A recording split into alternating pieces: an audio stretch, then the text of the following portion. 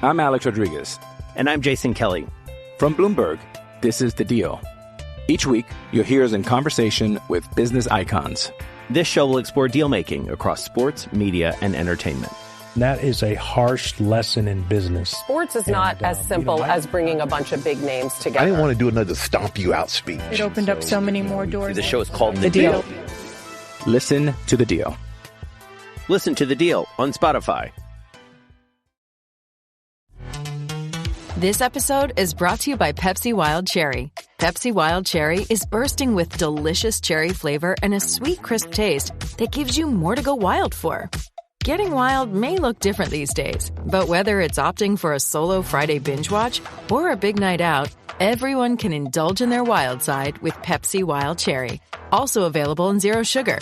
So grab a Pepsi Wild Cherry and get wild. Lucky Land Casino, asking people, what's the weirdest place you've gotten lucky? Lucky? In line at the deli, I guess? Aha, in my dentist's office. More than once, actually. Do I have to say? Yes, you do. In the car before my kids' PTA meeting. Really? Yes. Excuse me, what's the weirdest place you've gotten lucky? I never win and tell. Well, there you have it. You can get lucky anywhere, playing at LuckyLandSlots.com. Play for free right now. Are you feeling lucky? No purchase necessary. Void where prohibited by law. 18 plus. Terms and conditions apply. See website for details.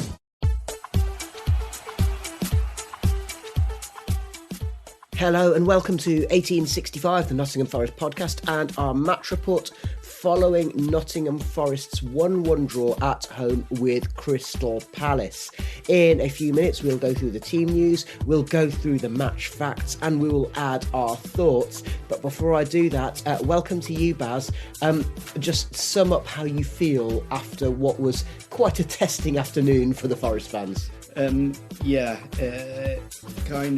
Well, first half was disappointing, second half was promising, but ultimately it wasn't the result we wanted. Yeah, absolutely. I'm Rich Ferraro, and just to start off with, we will give you the Forest team news. So there were 3 changes for the Reds. Matt Sells was in goal. Nico Williams was at right back with Ola Aina returning at left back, and Felipe came in as the centre-half alongside Murillo. In midfield, we had Yates pairing up with Ibrahim Sangare, more on that later, and the attacking 3 were Morgan Gibbs-White, flanked by Hudson-Odoi on the left and Divock Origi on the right, with Chris Wood playing up front. And Forest went behind pretty early in this game. It was after just 10 minutes, but, I mean, it wasn't a massive surprise, was it? No, the fans were in good voice to start with, but... so we had a little display by Forza, we had our minutes applause for Larry Lloyd. Mm-hmm. And a bit of chanting for him, which was nice. Yep. So we started off making quite a lot of noise, but the team couldn't really reciprocate, and... it wasn't that much of a surprise when we went behind. I mean, to be fair, the goal was good. It was a really, really nice through for Lerma, I think it was, put the through ball through. Yeah. Completely, like a vertical ball, completely cuts through the centre of our defence in midfield. And then Eze, who's obviously the most dangerous player on the pitch, squares it. He had 2 men around him, but he managed to square it, and it goes to Mateta, who...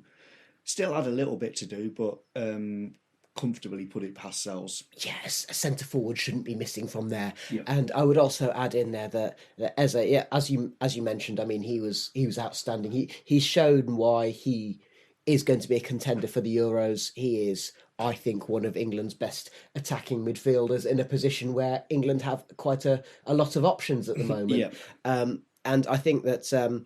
Well, his involvement was pivotal to Forest's success in this match, really, which we'll talk more about as the reports goes on. But as the game went on, I mean, as you mentioned, Forest fans were aware of the need to be in good voice to try and boost the team. It's something that the club, the players, the manager had all asked for, and. I would have to say, and this is something that you commented in our group chats during the first half, is that the atmosphere, once that goal went in, it went flat, and the players were flat as well. And we've seen occasions, particularly in the last couple of years, where the fans have found an extra voice, which has given the players an extra gear. And today felt like one of those where actually the fans were being very reactive to what the players were producing. Yeah, I mean, I'd say after the goal went in, for the next 5 or 10 minutes, the fans, we stayed in good voice. But we got nothing back from the players. I mean, I would say there's a general air of resignation. Yes. And so after maybe half an hour or something, the atmosphere started to turn much more negative. Yeah, it wasn't hostile though. It was negative. It was negative. It was jumping on the players, not jumping on them, not yelling at them, but like, oh well, he wouldn't be able to make that pass. He's made the wrong choice there. That kind of thing. Apart from one player, which was Sangare, who was having a terrible game. Yeah. Actually, I was going to say, when you said apart from one player, I thought you were going to also point out that there were two vaguely bright lights in the first half of Forest. Number one was Callum Hudson-Odoi, who was the only player who looked like producing anything from an attacking position. And behind him, in left fullback position, Ola Aina, who really showed the experience, the know-how and the energy. We know that we get energy from Toff and from Tavares, but Ola Aina is able to combine that with some good craftsmanship as a fullback, and he was looking to combine as well with Hudson-Odoi. So, but having said that, there's nothing coming out of it, no. and the big problem was that Palace were basically playing a 5-2-3, weren't they? Yeah. So they had three centre halves, they had wing backs who were sitting pretty deep, and I will give a shout out to Munoz, who is their right wing back, who was in a terrific duel with Hudson-Odoi all game, and that was something that was really, really good to watch. Actually, it's quite a nice one for the neutrals, I'd have thought. Yeah, but I mean, we both commented on this during the first half, which was it didn't matter which part of the pitch the ball was in. We looked like we were outnumbered all the time. Exactly. So tactically, we were. It's nothing. It's not to do with formations. This is to do with tactics. The distinction that I often refer to, because of the way that Palace was set up. So Chris Wood was outnumbered by defenders when he got the ball. We had. When either of the wingers got the ball, either Origi or Hudson-Odoi, then one of the centre-halves would come over and join the wing-back to outnumber them. In midfield, you'd either get a centre-half pushing forward or Eze dropping back, which meant that whichever of Yates and Sangare were near the ball, they weren't going to... There's no way through. And then in the defensive positions, because they had three up front, it meant that our centre-halves... And the goal proved a point, because Lerma played it in the channel between... Williams and Felipe, which meant that Felipe was in no man's land and lost. Williams couldn't catch up. Murillo tried to cover, and that's why Mateta had the time and space to shoot.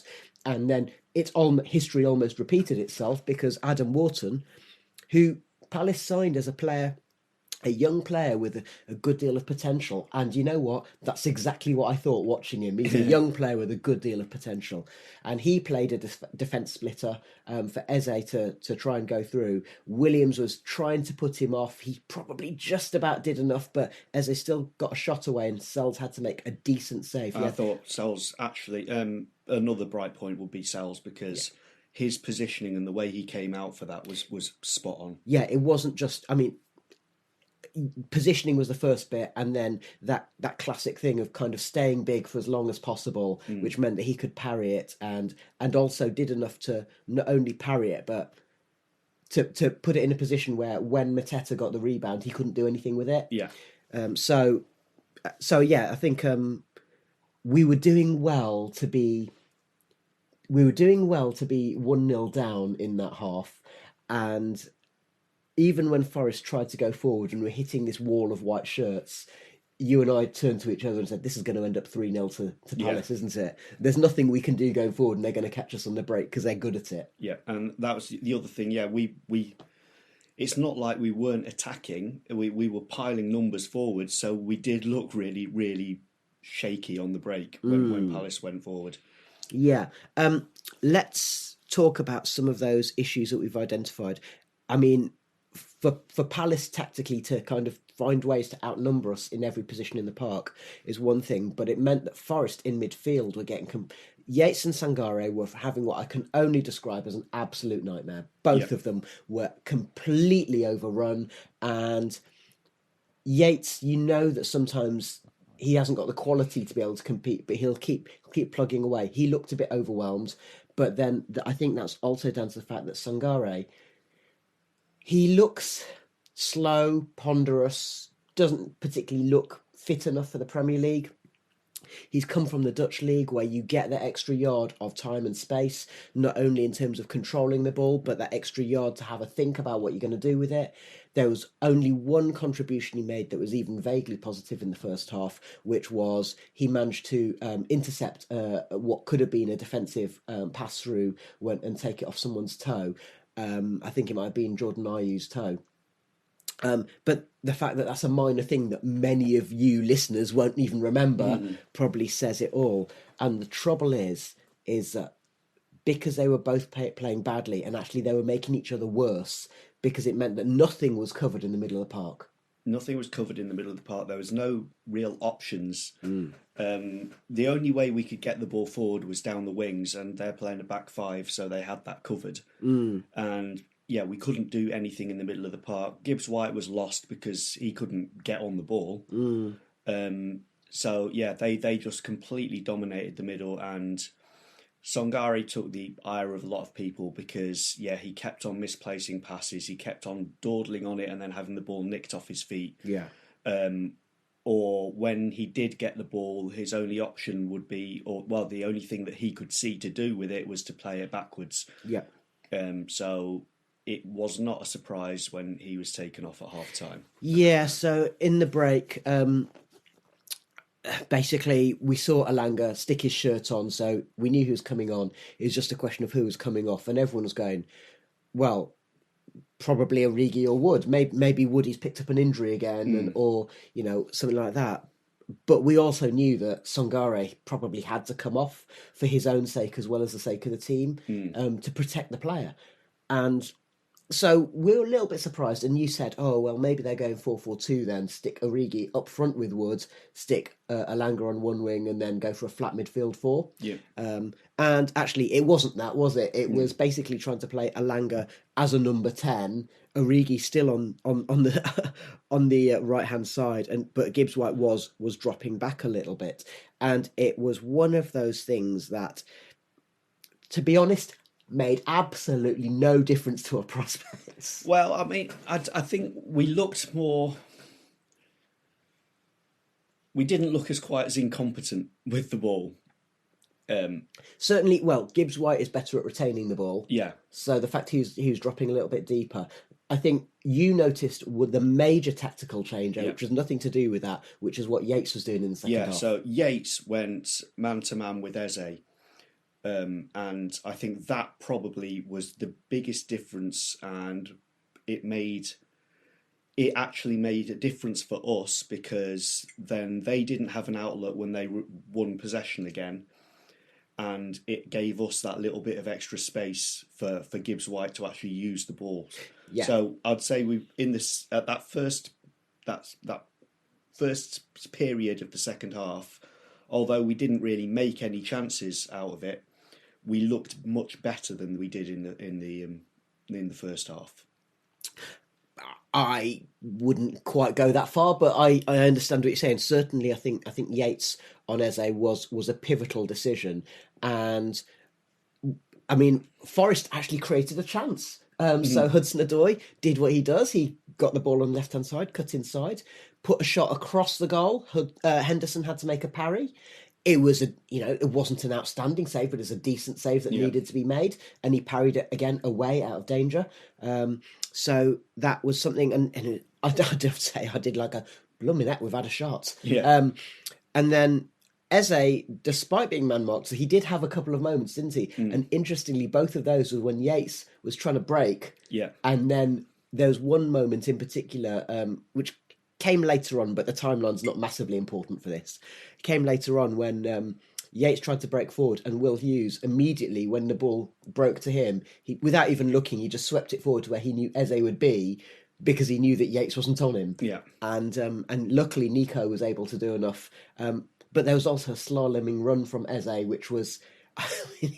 like, if he's the kind of player that you've got to love watching as a football fan, isn't he? He did this slaloming run. He looked as if he was going to pull the trigger a couple of times, looked as if he was going to pass it a couple of times. Then he didn't quite get the ball back, and Forest had a bit of determination to clear it.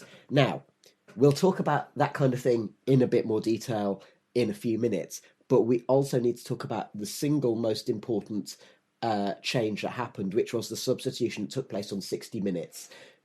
Yep, so Origi did okay. He's been okay for the last few games. Certainly he's been a lot better than he was earlier in the season, whether that's fitness or whatever. I mean, he missed pre-season, didn't he? But he did okay without doing anything special. But yeah, 60 minutes, Origi comes off and Gio Reyna comes on. And now when we first signed Gio Reyna, I was very, very excited because I can remember seeing him playing for the USA when he first broke through, and he looked like an amazing player. And obviously things haven't quite worked out for him. I mentioned before the game to you that I'd skimmed through an interview with like the USA international side, and Reyna had said in it, well, I wasn't fit when I first arrived at Forest, and then I got ill, so I'm not really that bothered about not having the chances to start yet. Which was very interesting to hear, because the Maradona of the Midlands and I had said on Friday 5 a couple of times, like, not quite sure why we signed him, because it doesn't seem as though the manager wants to use him. But it turns out, despite being on the bench, he wasn't fit enough to play. Yeah. But yeah, he comes on. He takes the number 10 slot, so Gibbs-White stays sort of deeper in midfield. Elanga sort of moved out to the right wing to replace Origi, and Reyna sort of makes an immediate impact. So there's a crossfield ball that goes to Hudson-Odoi. Hudson-Odoi sort of does his little shimmy thing where he moves it between both his feet, and then plays it to Reyna, who finds Gibbs-White in space. Gibbs-White puts in this brilliant looping cross, and Chris Wood, all his goals are pretty much the same, but they're all brilliant for it. Yeah, I have to say that as a football fan, I've absolutely loved every single goal that Chris Wood has scored for Forest, because every goal he scored in a red shirt has been a great example of how a striker should approach scoring goals. Yeah. And with this one, he not only found the position, he got the ball from Gibbs-White, he looked around, he made sure he had the time and space, made sure he knew where the keeper was, and basically backheaded it to flick it over where Henderson was going to get it, to a place where Henderson couldn't reach it. And he did that while still facing the wrong way, basically. Yeah. It's all about knowing... This comes with experience, you know, and when we signed him for his experience, and he wasn't really very fit last year, and so he did flatter to deceive. We struggled to fit him into our system. Now, I'm just going to throw this out here, and I suspect I'm going to clip this up for social media, which is to say that, isn't it funny how when you play two out-and-out wingers with Chris Wood up front, all of a sudden you look more like scoring? Yeah.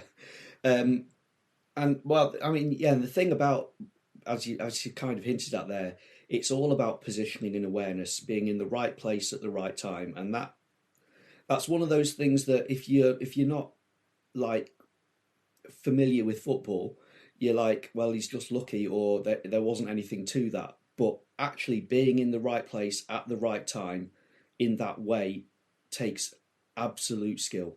The 1865 Match Report. I'm Alex Rodriguez. And I'm Jason Kelly. From Bloomberg, this is The Deal. Each week, you'll hear us in conversation with business icons. This show will explore deal-making across sports, media, and entertainment. That is a harsh lesson in business. Sports is not as simple as bringing a bunch of big names together. I didn't want to do another stomp you out speech. It opened up so many more doors. The show is called The Deal. Listen to The Deal. Listen to The Deal on Spotify. We're pleased to announce that this episode of 1865, the Nottingham Forest podcast, is sponsored by Greene King Sport, where football is more than a game. Greene King Sport venues are showing every single televised Forest fixture over the 23-24 season. And with more than 900 sports pubs across the UK, it doesn't matter where you're based, you can catch every single minute of the action. If you download the Greene King Sport app, you won't just get 10% off all drinks anytime there's a match on the TV, but this month there's also free Guinness to be won and the chance to win one of 6 holidays. And you'll be supporting us here at 1865, the Nottingham Forest podcast. Now it's back to your podcast. You're listening to 1865, the Nottingham Forest podcast. Welcome back to the 1865 Match Report with me, Rich Ferraro, and I'm here with Baz. And we've just talked about Chris Wood's goal, and I think it's fair to say that after Forest scored, there was only... Basically, if Forest weren't in it in the first half, they looked more likely after scoring the equaliser, didn't they? Yeah, I mean, it didn't go all our own way, but we were on the front foot, but then... we maybe had 10 minutes or so, maybe even less than that, where we had all the ball. The ball didn't basically come out of Palace's half. And I mean, they did very well defensively. We didn't really we didn't force any saves out of Henderson, I don't think. No, not really. But then it's that whole thing of like that, you have a period where you're on top of things and you need to put the ball away, because otherwise it's going to go against you. And after that period sort of fizzled out, suddenly we were on the back foot for another 5 minutes or so. And Palace kind of did the same thing. The ball wouldn't get out of our half, and we were forced to make a lot of last-ditch tackles and scrambled defences. And you made the point that... Actually, the goal galvanised not only the fans, gave the team some belief going forward, but you noticed a distinct change. So we noticed the usual things that come with confidence, like Forest being able to do some one-touch passing, which that didn't look even remotely likely in the first half. But you also noticed it gave them some belief at the back. Yeah, I mean, and again, Matt Sells was very good. The chances that Palace made, Sells was outstanding at dealing with them. But on top of that, it was a bit like the Man City game last season under Steve Cooper, where it was just players just diving in and putting any part of their body in the way of the player or the ball. And I can't really remember seeing the players do that this season. That sort of like like we keep on saying about this is what Luton's got. That they will not pass kind of mentality. Yeah. We showed a bit of that today. Yeah, and there's so apart from that Eze dribble that we mentioned, where there's about 4 players who were kind of just standing up and sticking their feet in and everything, and there were players on the ground. Murillo ended up kind of clearing it whilst on the ground.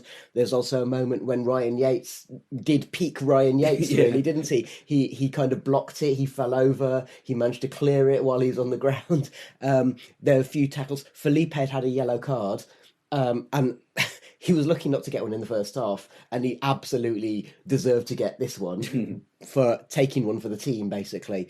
And he really plays on the edge, doesn't he, when, in those moods? But there are a couple of times when he absolutely, he was just a man mountain and really difficult to get around. Williams as well, we noticed him kind of getting stuck in. And Nico, understandably, given his experiences in midweek with Wales, he looked a little bit demoralised, a little bit knackered, didn't he? But the effort he put in, particularly after he scored, he found another gear, didn't he? Yeah. And so that was really important. And like you say, that is what we need. And at the risk of stating the blooming obvious, as football fans, we'll forgive a lot, but the one thing we won't forgive is a lack of effort or a perceived lack of desire. And you've seen that in terms of the reactions of the fans for the matches over the last few weeks, haven't you? Yeah. And there was probably about 70 minutes or something, so maybe 10 minutes after we'd scored, and they got a corner, and in my mind, I'm going, oh God, us defending a set piece when when we've been on top. And I think it was that corner where the ball just fizzed across the face of goal and hit the far post. Yeah, Munoz got a header. Yeah. Hit the post. Luckily it went out, and then actually a Palace player chopped down a Forest defender. Yeah, Yates pulled down Yates in the box. But that sort of attitude, coupled with that little bit of luck, meant that we saw out the Palace pressure. And then for the next sort of 15 minutes or however long was left of the game, again, it was all Forest pressure. It was Forest with possession. The ball was mainly at the Palace end of the pitch. And there was a point after that, so maybe 75, 80 minutes or something, where I said to the bloke next to me, actually, we've got them on the ropes here. We deserve to win this. I'm going to throw it out there that the kind of the ding-dong nature of the last 20 minutes or so meant that this game was a really good advert for Championship football. Yeah. I mean, it reminded me very much of being in the Championship. Yeah, there wasn't, and apart from like the through balls from Eze and whatever, there wasn't a great deal of quality on show. So, and just like with Championship football, where you get skillful players, so the skillful players for them was obviously Eze. For us was Hudson-Odoi. Most pertinently, and they're showing that skill, but then there isn't really a huge amount coming out of it. Yeah. So, a lack of quality. And they show their skills in like 3 moments in the entire 90 minutes. Yeah, it reminded me very much of Championship football. Now, I'm going to use that. So, let's just quickly summarise what happened in the rest of the match. So, there was an interesting moment where no one really knew what was going on, but Ola Aina went in for a challenge. Jefferson Lerma went down like he'd had his leg broken. Aina actually hurt himself in the challenge.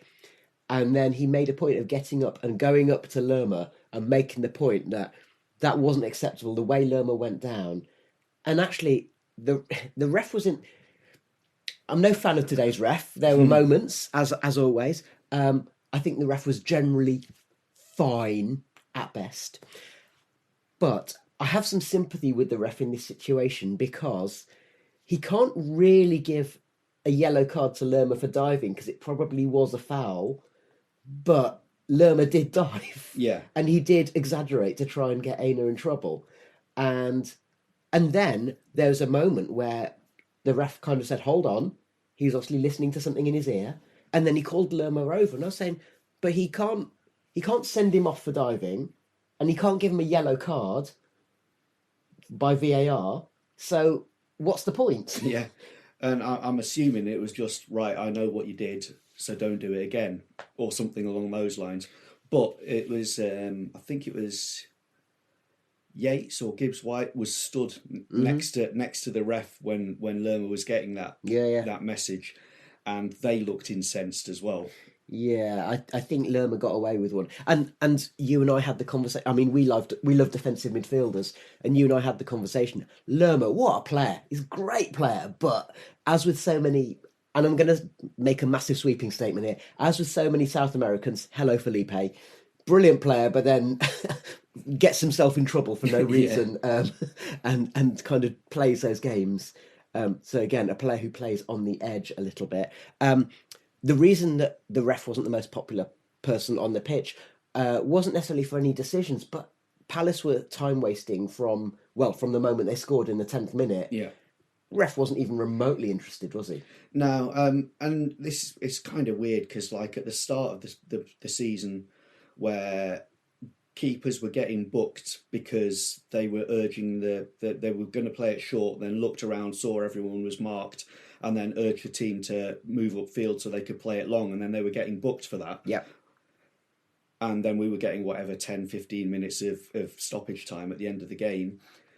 Suddenly, it's like that's just gone out the window. No one cares. Yeah. Although apparently there was 15 minutes of stoppage time at Sheffield United, so we don't know the details. We're recording this straight after getting back from the match, so I guess we'll find out about that. But yeah, and it's that lack of consistency, isn't it? This is what drives fans absolutely bonkers. And then you look at things like goal kicks, and we know what Henderson can do because we saw him do it for us last season. But also, there's no point talking to someone and saying you shouldn't be doing that if you're not actually going to punish them when they do it straight away afterwards. And then I also did point out to the bloke next to me, it's like, in a way, it makes no difference because has anyone ever seen a keeper get 2 yellow cards for time wasting and get sent off? I mean, we had Lee Camp back in the day, we had Bruce Samba, and neither of them ever got sent off for time wasting. Sent off for other things, maybe. But... Yeah, exactly. So let's, we'll draw a line under the actual match. It was 1-1. Nuno admitted that Forest were bad in the first half. I don't think he could have done anything other than say it's bad. So the reaction was a positive, but at the same time, I think we did enough. We were more dominant. We controlled the game in the second half. Palace were a tough team to play. They reduced the spaces, which is exactly what we talked about earlier. And Chris Wood's goal was a good finish. I think that was the only solution that he had. We need Chris, we need goals, and he is delivering. On Matt Sells, this is what we want our goalkeeper to do, to help us to stay in the game and give us opportunities to go again. The crucial thing is that having dropped into the relegation zone without playing a game, we are out of the relegation zone, albeit on goal difference. How important do you think that is, Baz? I think it might have been Nuno's interview on the radio on the way home. He tried to downplay it, or someone did. Well, Nuno said, actually, it's good to be out of the relegation zone, and Chris Wood said, I'm not bothered. Oh, yeah, that was it, Chris Wood, yeah. I think it's important because just sitting there for another week, obviously we've got Fulham coming up, but sitting there like that, knowing that it was in our hands to get out of it, would have been difficult, I think. It would have just weighed on the players a little bit. Does it matter? Because...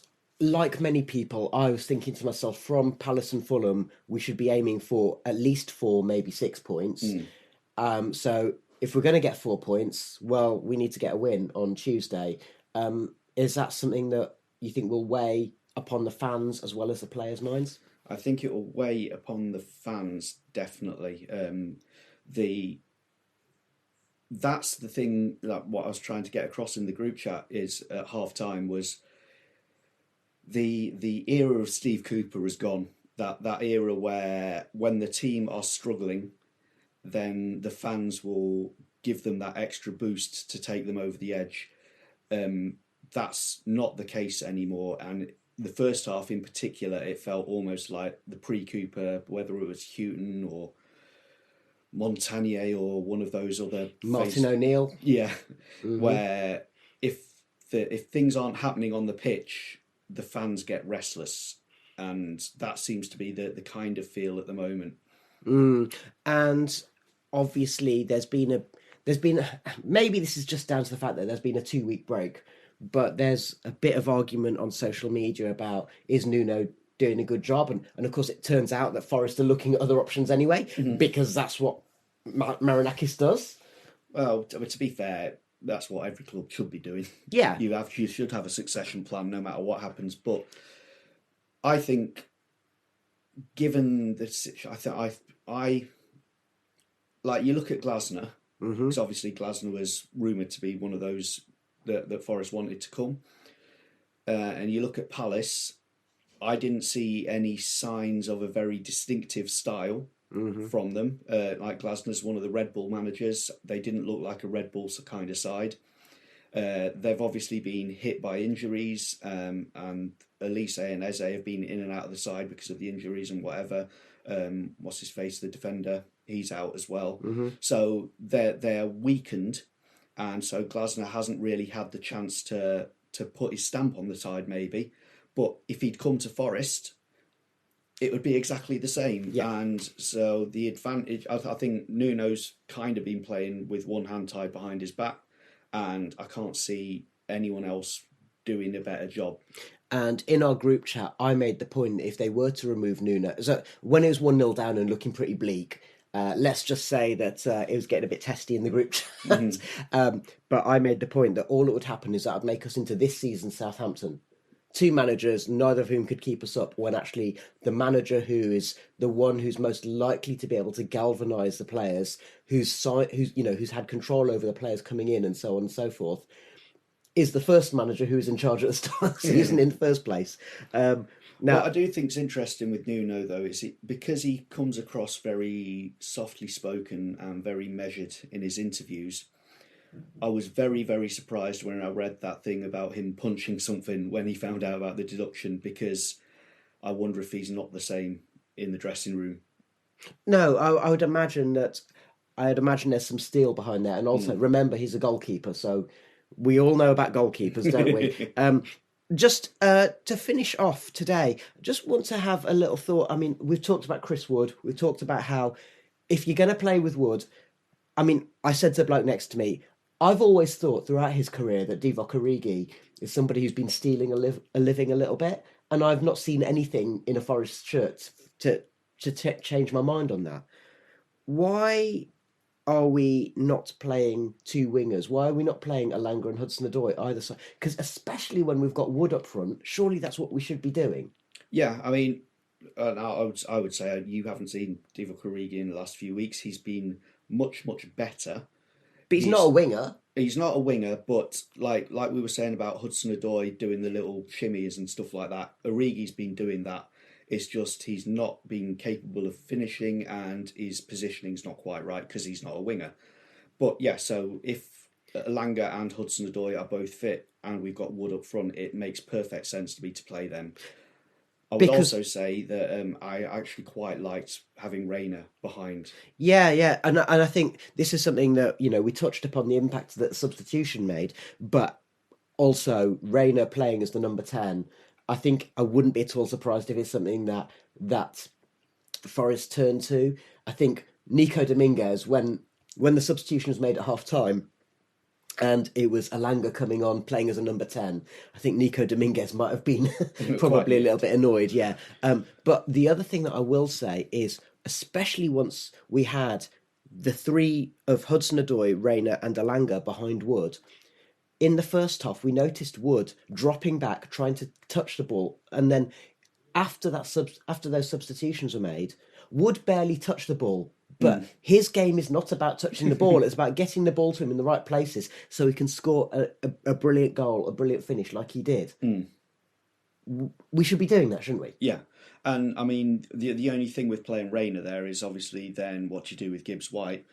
I don't mind playing Gibbs-White in that sort of central midfield role. I think he's got the work rate, he's got the passing ability, and he does tackle. Mm-hmm. But I think he'd be wasted there playing him there for 90 minutes. Yeah, I think there's something to be said for that. Okay, well, thank you very much to you, Baz, and we will be back after Tuesday night's game against Fulham. We really want to be racking up the points. We really want to make sure we don't slip back into the relegation zone. So we will hope for a better result. It's getting to the point where we don't actually care that much about performances as long as we get the results. And we want to say thank you to you, listener, for joining us. Come on, you Reds.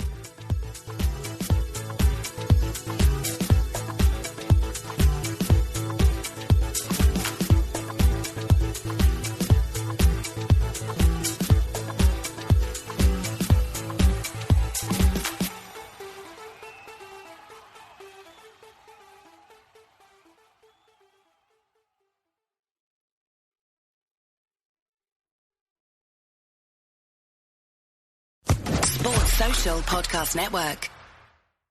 This is your invitation to the intersection of versatility and design. The kind of experience you can only find in a Lexus SUV. A feeling this empowering is invite only.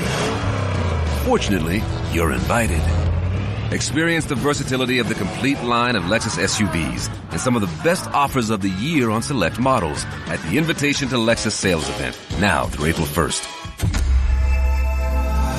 Experience amazing at your Lexus dealer.